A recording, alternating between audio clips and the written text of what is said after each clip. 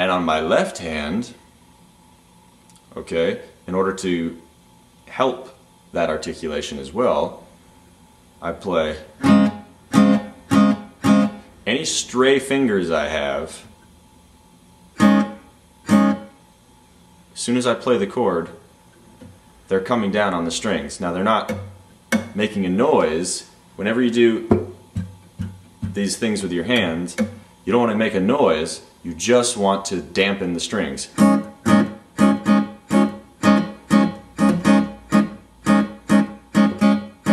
know what I'm saying? So in conjunction, you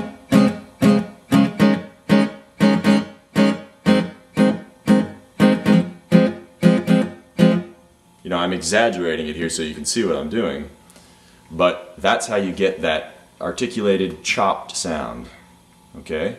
So the second round,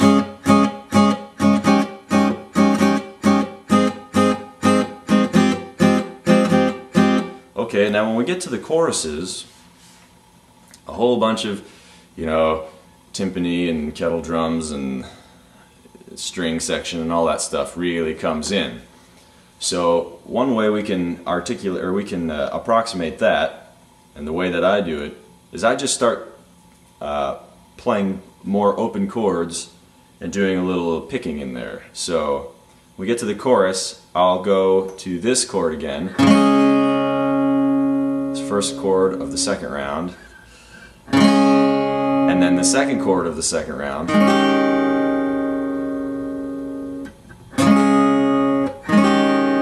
and then I'll go to a big chord here. Okay, this chord is, I use my thumb. You don't have to use your thumb, but I use my thumb on the 4th fret on the low E string. Then my thumb as well as my ring finger are going to mute the A string. Then I play the 5th fret on the D string with my ring finger. G string is open, 4th fret on the B string with my middle finger, and 3rd fret on the high E string with my index finger. Okay?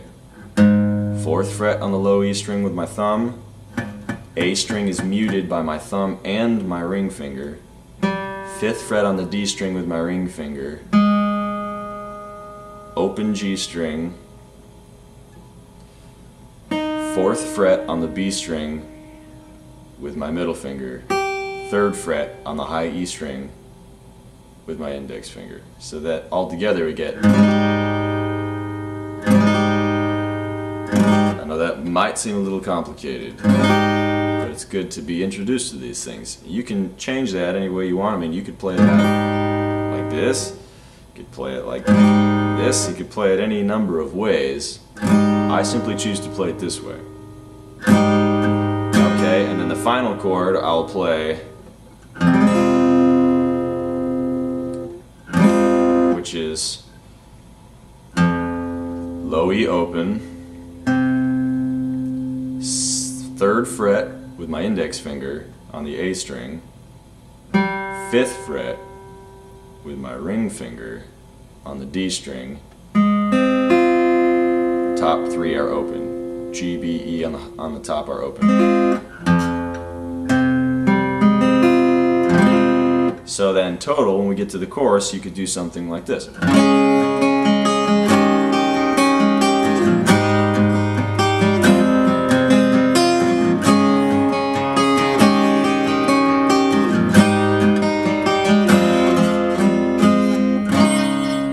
Okay, so that's just a suggestion. That's what I do. I fill the chords up to approximate the sound of the chorus.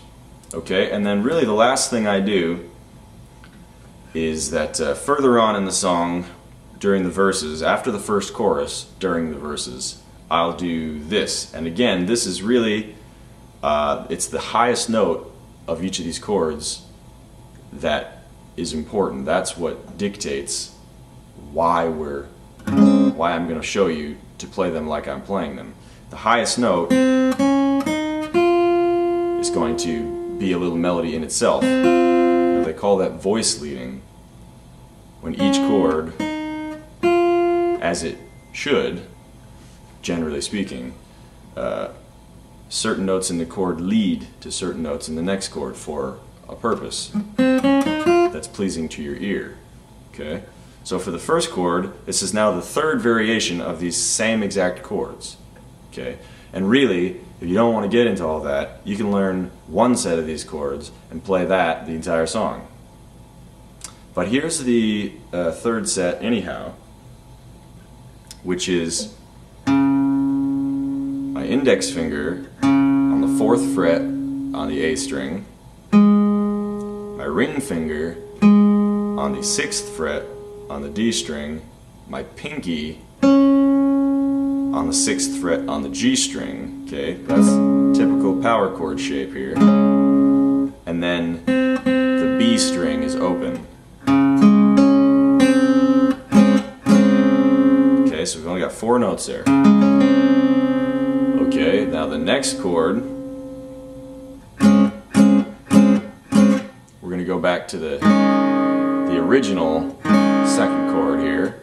Open D, open G, 2nd fret with your index finger on the B string. Okay, now for the third chord, we're simply going to move the 3rd fret on the B string up to the 4th fret. Excuse me, the 2nd fret on the B string up to the 4th fret with whatever finger you want, really.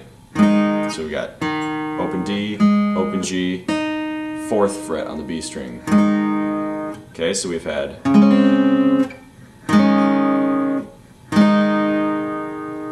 and for the final chord, we originally had 3rd fret on the D string, open G, open B. Now you're just going to add the high E string open as well. And the reason for that is you get this. Got B on the, it's not really the highest chord note in this chord, but for the sake of argument, B, C, D, E. They're really each a half step higher than that because of the capo. But the point is that you can hear why you would do that. The highest note goes up 1 each time. So for that,